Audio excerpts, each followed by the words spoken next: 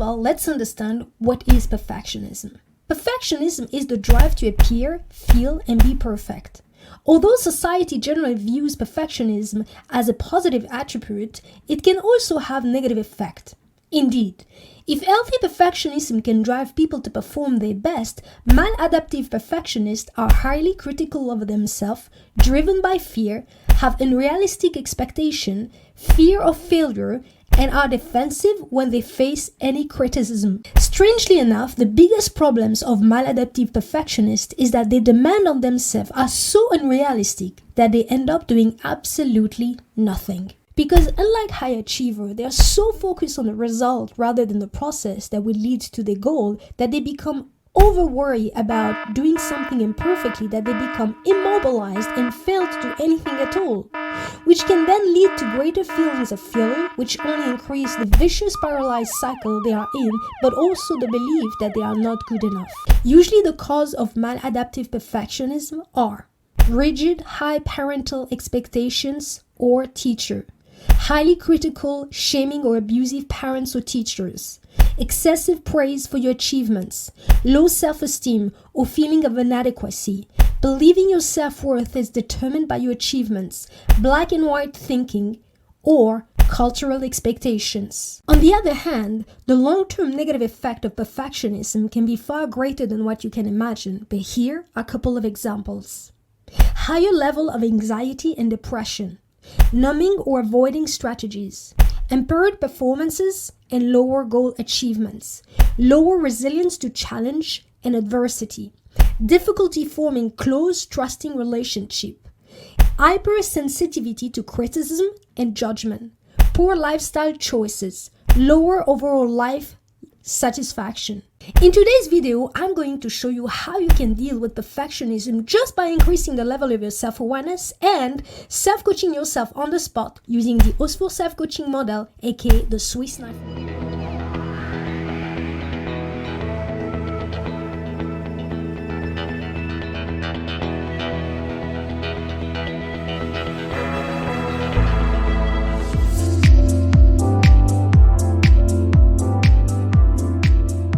Hello everyone, this is Sophia Osfour and welcome on my masterclass on healing wounds with the Osfour self-coaching model. Before we start, let's first understand what is a model. In psychology, a model is referred as a theory or process that is either created to understand a mechanism or to solve a precise problem, such as the work of Byron Katie, which is made out of 4 powerful questions that helps you change your belief system. The next question you're probably wondering about is what is the Osfour self-coaching model then? The Osfour self-coaching model is a process, a set of habits and principles, and a tool.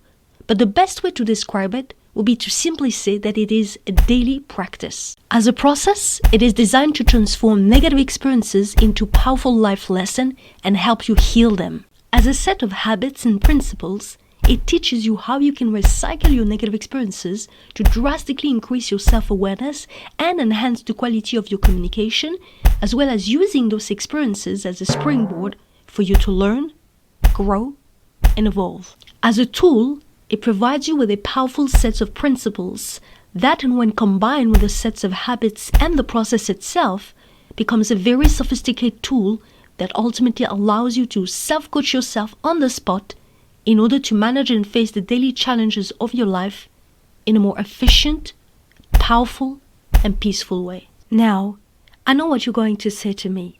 Sophia, that all sounds very important and interesting, but what do you mean exactly?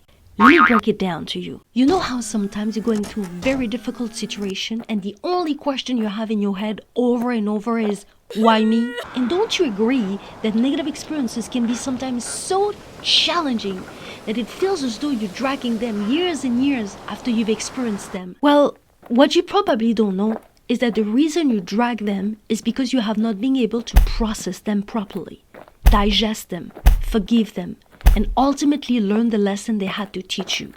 Oh yes, because I forgot to tell you, but all the bad experiences that you're going through in your life, well, they're not just there to hurt you, but in fact to teach you a very important lesson you need to learn in order to grow. And spoiler alert, guys, but that is one of the purpose of life. I'm just saying. So In other words, the better you get at digesting those experiences and of course learning from them, the easier your life is going to be. So I'm guessing that at this point, your next question is, what would I really benefit from learning the Osfour self-coaching model? Okay, that is a fair question. But before I tell you that, let me first say this. One of the most disturbing assumptions that is made in our society, and that I personally always thought to be not only strange, but also seriously disempowering, is the fact that people take for granted that because you are a human being from day one, that obviously means that you know and understand everything that is happening inside your inner world, which is simply not true.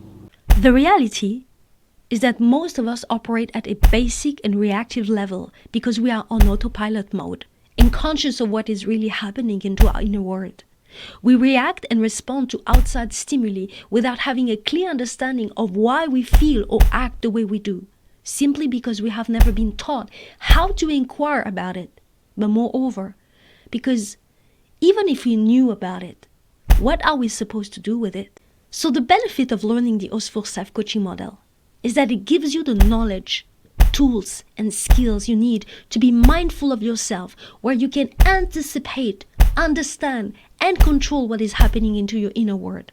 But more importantly, deal with it. The model is designed to provide you with a clear and simple process and give you the tools to self-coach yourself in order to operate in a more efficient way at 3 constant levels that most people struggle with in their daily life, which is what you experience, how you experienced it, and how you respond to it.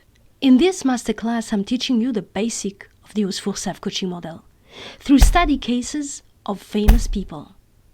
Together, we are going to analyze what are the negative experiences they faced and how they could digest, learn, and heal them if they had the Osfour self-coaching model. The model is made out of 3 layers.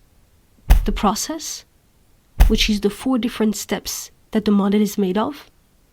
The postures, which is the attitude that you will need to develop to go through the process. And finally, the postulas, which are, if you will, the rules that structure the model. Here in this masterclass, you will be taught the process and the postures. And if you're interested to work with me on one-to-one and learn the whole Osfour self-coaching model, go on my website to see my coaching package, or contact me directly via my email address to book your 30 minutes free discovery session. You'll find both the link below this video. Finally, keep in mind that although the Osfour self-coaching model is a very powerful tool, it is not designed to work on traumatic experiences or for people with mental issues. For those things, we advise you to seek other type of support. Imagine the situation. It's been month and month and month now that you've been working on this project. It's something really, really important for you.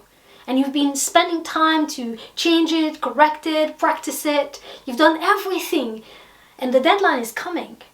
But somehow you feel as though it needs to be worked on a bit more.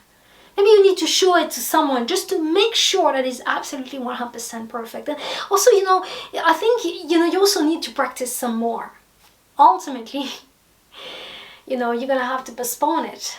The deadline is coming and you're not feeling ready. You need to do more work. As time passes, you realize that now when you're talking about a project that you have, your friend, your family, your colleagues, they don't really believe you're going to do it.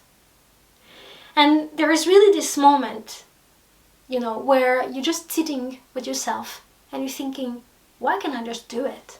I mean, I know that it's not perfect, but I've been working on this project for a long time now, and I think, although it's not perfect, I can't do it. But somehow, you can't. Okay guys, so in today's video, I am going to show you how you can diffuse a moment like this when you are so perfectionist that now you just froze and don't do nothing. Before I start, I just want to remind you that this whole masterclass has a free worksheet, that goes with it. In it, you can find the 4 parts of the different model, either when you want to use it as a process or as a tool, but today we're going to use it as a tool to learn how to self-coach yourself. Okay, so here you're going to have a picture, right, that's going to come out about the first part of the model. And as you remember, the first part of the model, when you use it as a process, it asks the question, what is the perception, the thoughts, the emotions, the beliefs, and the behaviors? But in this specific case, because we want to just self-coach ourselves, so we are just going to jump and straight away start with the emotions, okay? So when you are someone who is so perfectionist that you reach a point where you're just freezing and do nothing, what you want to find out is really, okay, what is going on here, right? Because obviously there's a fear of something, and you want to find out what this fear about. Fear, self-doubt. So the way this exercise works, this is something that everybody can do. You just close your eyes and you connect your breathing with your heartbeat. So they have to be at the same rhythm, right? And as you do that, you really focus with your plexus solar, because this is the part of the body, I'm showing you here, this part of the body where your emotions are sitting. So, right, I have my hands in there. And I've been working on this project for month and month, and now the deadline is coming and I feel as though I need to work some more. I don't feel ready. So obviously, here's a message of fear. And so most likely the emotion that I'm going to find here is fear, okay? The question is fear of what? But this is on the next part. Fear, self-doubt, frustration. Maybe I'm gonna find also, you do this exercise at home and you look for the emotion that you found for yourself, right? I'm just giving you here examples. Maybe also I feel sadness. So remember that in terms of emotions are messenger, nothing more, right? They're just here to tell you what's going on inside of you. So for instance, fear is a message to say to you, look, there is something you're trying to do here, and I'm not sure about that. I'm not confident about doing this thing. So ultimately, what you have to understand is basically saying you need to work more. You need to practice more on whatever is it that you're doing. That's the message of fear. Sadness is a message of loss. So of course, if as a perfectionist I've been working on this project for month and month and I really want to do it, but somehow I always allow this fear to stop me, or this perfectionism to stop me, then there's a sense of sadness, and sadness is a sense of loss, basically. So what is it exactly that I've lost? Maybe I've lost my self-esteem because I promised myself that I'm going to do this and I'm not doing it.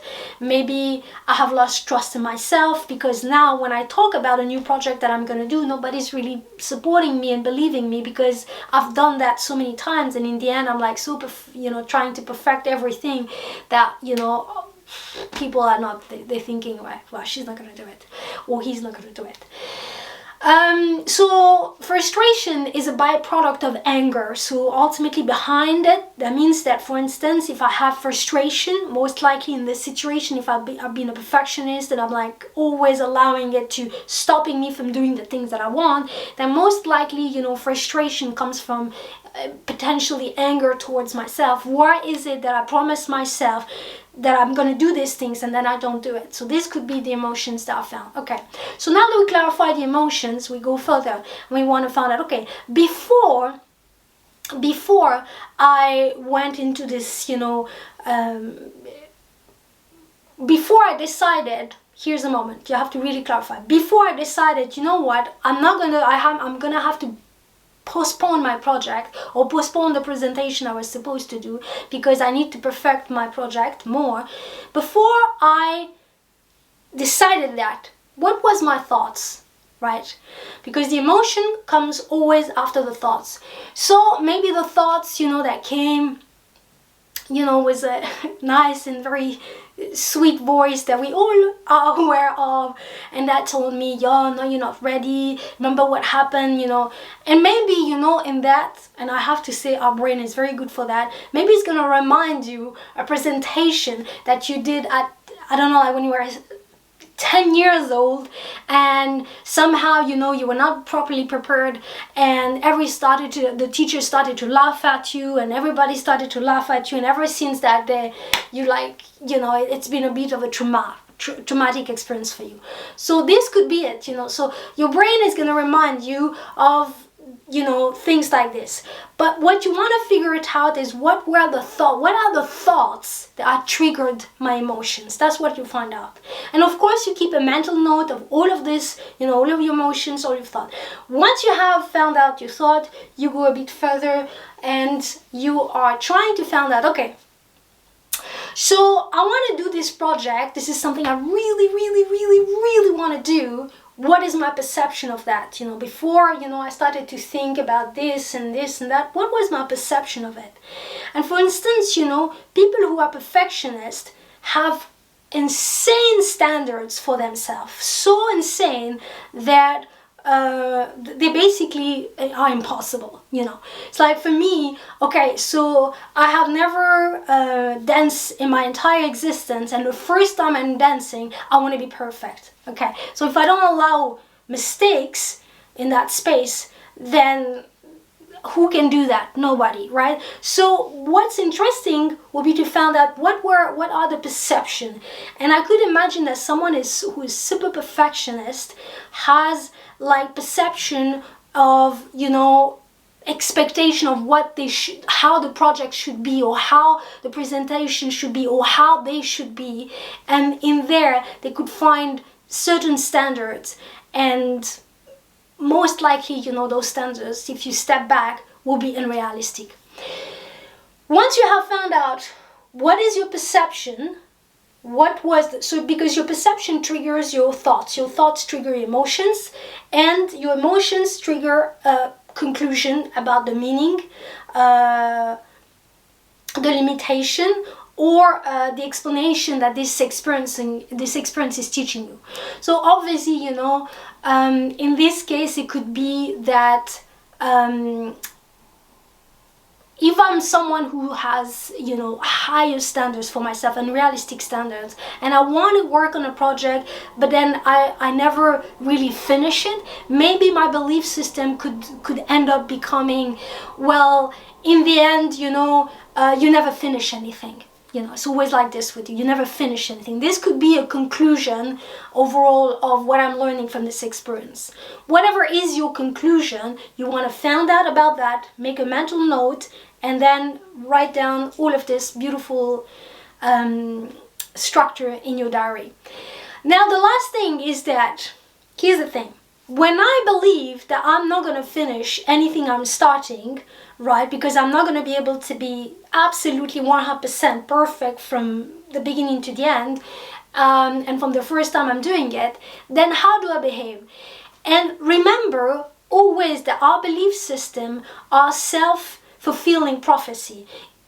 Our brain and our belief are always one. So if I believe that I'm not going to finish something, in a way I'm not giving myself the chance to actually finish that thing. Does it make sense? Like, I gotta be right. If I have a belief, I gotta make it right. So most likely I'm not gonna give myself 100% to that project, so I can actually present it on the deadline that I've given myself, so that I can this is happening unconsciously, so I can be right. You know, once I have a belief, I gotta make it true. That's the funny thing. So the brain doesn't care if you believe that you can or that you believe you can't do it. And you've heard that many times, because either way, you're gonna be right.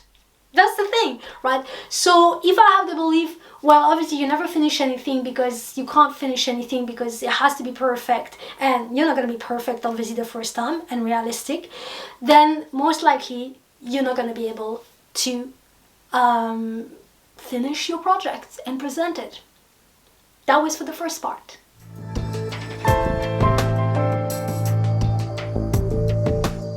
Okay guys, so now you have here a picture of the second part of the model, and this part of the model, when you're using it as a tool to self-coach yourself, There is a skill and there's a question that is connected to it.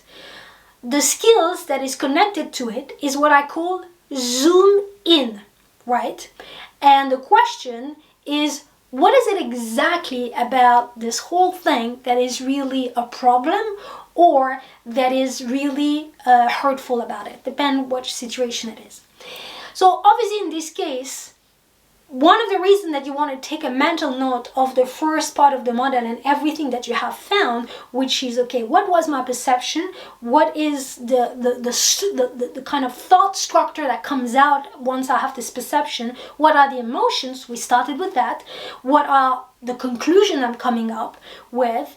And finally, what is my behaviors? When I believe that I'm not going to finish anything because I can't, I can't have it perfect, absolutely 100% perfect from the first time, then how do I behave?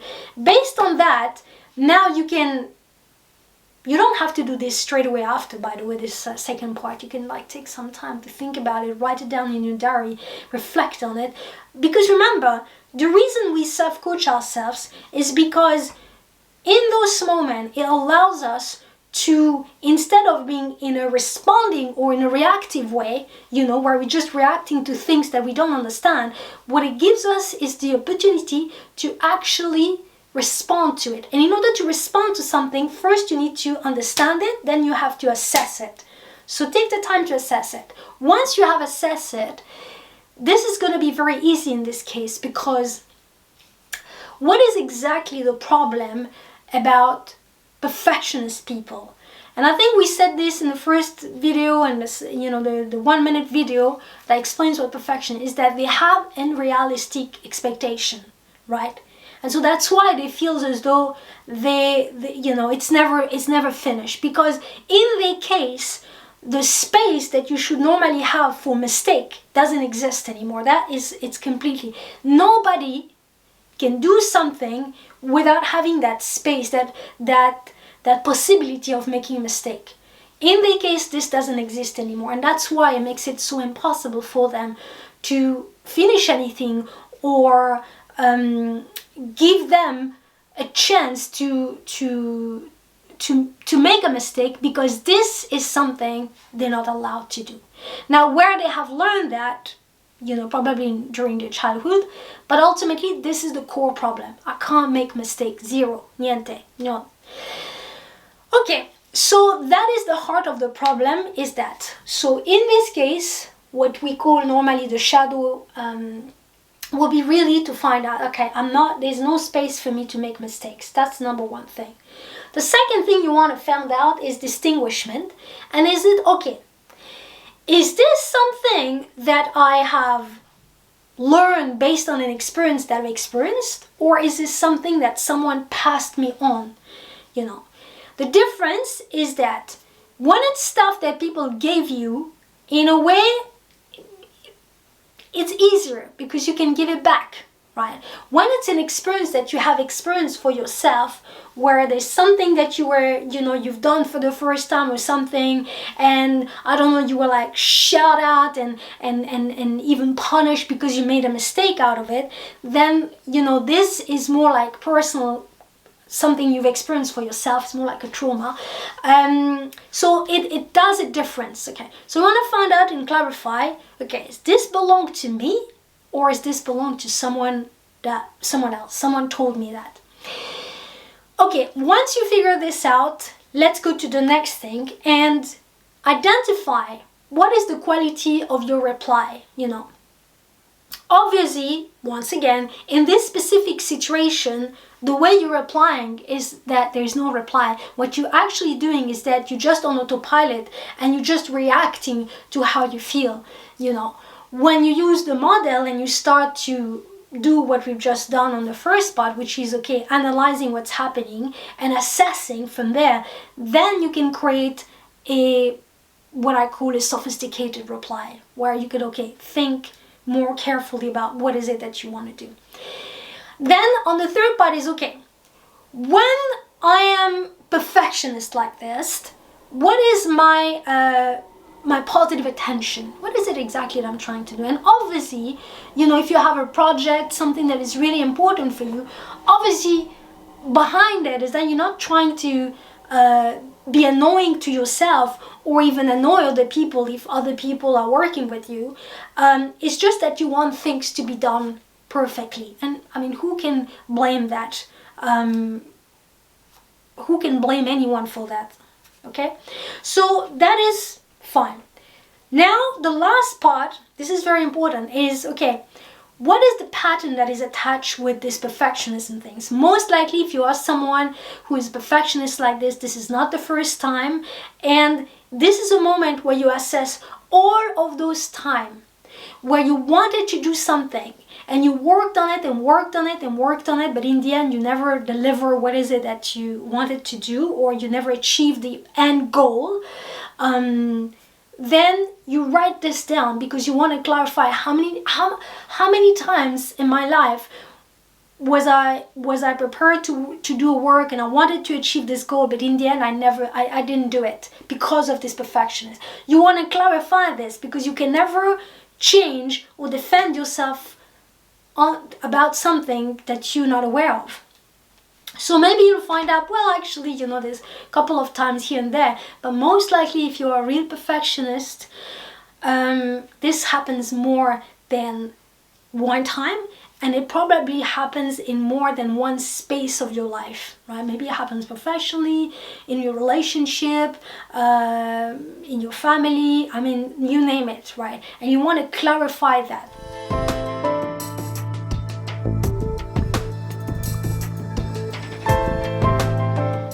Guys, so on the third part of the model, which is by the way not the last part of the model, because last week I kept on saying it was the last part, and it's not the last part of the model. There's 4 parts of the model, but when you're using the model as a tool, you stop on the third part, because on the third part there's the 2 last questions that you need to ask yourself when you want to self-coach yourself.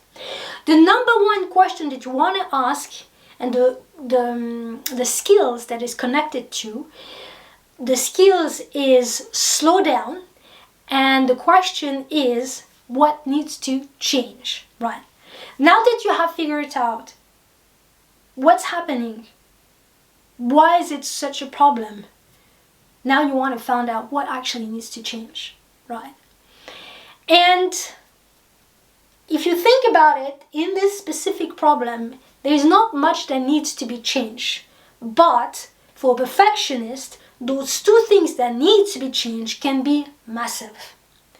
As in, they can make a massive difference.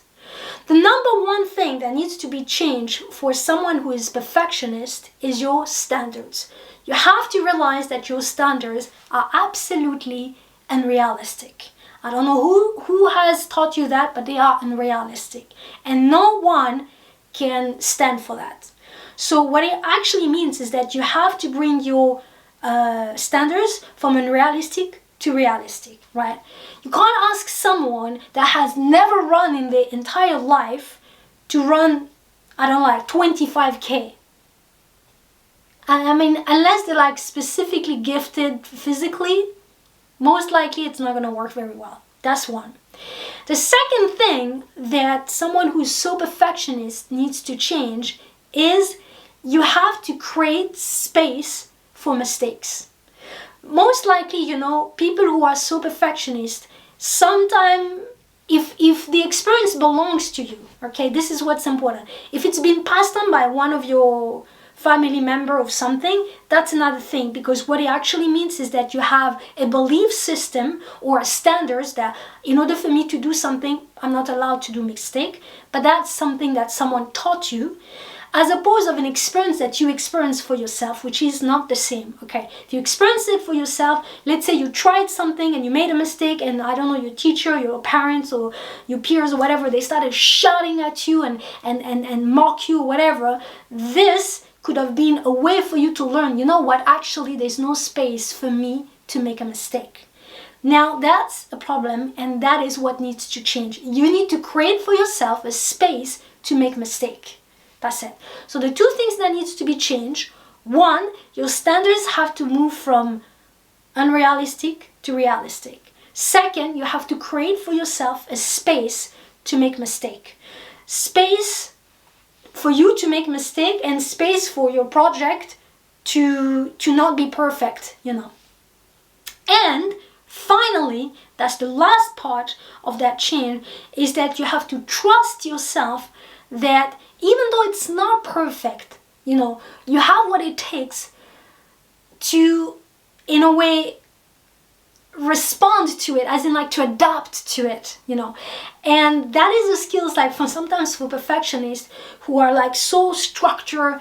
It could be difficult, but it's to way innovate and adapt yourself, even though it's not perfect or it's not the right word. Okay, so there's no need to, I don't know, if you made a mistake. For me, sometimes I make the video and suddenly I don't speak English, I start to speak French. Let's laugh about it and let's move on, It's not so dramatic. So those are the three things that needs to change. Okay, so the last question of the second part of the third part of the model. Did you understand that? Anyway. So the question is, how am I going to make that change? And I call this last skill focus. So obviously, now that I know the three changes that I need to make in order for me to be able to still be perfectionist, because being perfectionist is a quality, I have to say, people who are perfectionists are turned into details, they organize. I mean, there's a lot of quality about being perfectionist, but you want to use it as something to help you move forward and not something to paralyze you. So what you're going to ask are simple question. What am I going to do? Okay, what am I going to exactly do? If I want to learn and give myself space for mistake, what am I going to do? Then you want to ask, why am I going to do that, right? How am I going to do it? How am I going to give myself more space to make mistake? And what could be the inconvenience of me making space to make mistakes? Well, obviously, if you're someone who's never had that space, the inconvenience is that maybe I'm gonna have to go in front of people and make a mistake, right? And maybe there is somewhere at the back of your head an experience where you did that once. Maybe this is where you learned that you're not allowed to make mistakes, and everybody started to mock, to laugh at yourself, to laugh at you or something. And so maybe this is make you uncomfortable.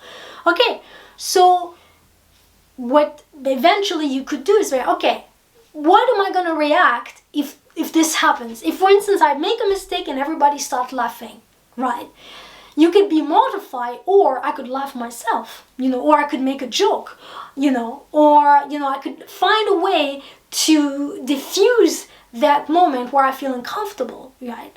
And finally, to engage yourself to make that change. And listen, I often say that, but when you are working, on self-coaching yourself and you make a decision, for instance, if you are a perfectionist and you've been working on a project and every time it's the same, in the end you don't do it and you just postpone the deadline or something, what you can do is like use your friend, use your family, and be, this presentation that I said I'm gonna do it, I've been afraid to do it, so I'd like to do it in front of my family. At least I know if I make a mistake, nobody's gonna laugh at me, right?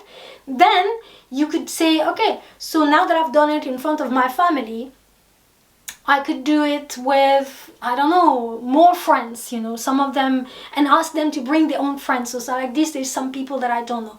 But basically, one of the biggest core problem of people who are perfectionists is that they have not been able to learn to reach a goal in a healthy way, or being challenged in a healthy way. And instead, they were being put in a position, if they have experienced this for themselves, if the experience belongs to them, that's where it's very important. But they have been taught to challenge themselves in a very healthy way. So to give you an example, running is the best one that I can give you. I said, before, you can't ask someone to, who's never run, and tell them, well, okay, so go ahead and do a marathon for like 25K. I mean, excuse me, it's not gonna work. But what you can do is to build yourself in it. So first, maybe you're gonna run, I don't know, 2K, then 5. Then after 2-3 months, then maybe you're going to struggle in there and it's going to take you a bit of time, but that's okay. You build in. Then from there you go 6, then 7, then 10. Then suddenly you jump at 14. Then, and before you know it, this is how you build healthy challenges for yourself. And most likely people who are perfectionists have never learned to do that. And so as you build in, this is when you build confidence in yourself. Okay? So you guys, I hope you like this video, and until next week, all I'm gonna say to you is peace, love, and light. Bye bye.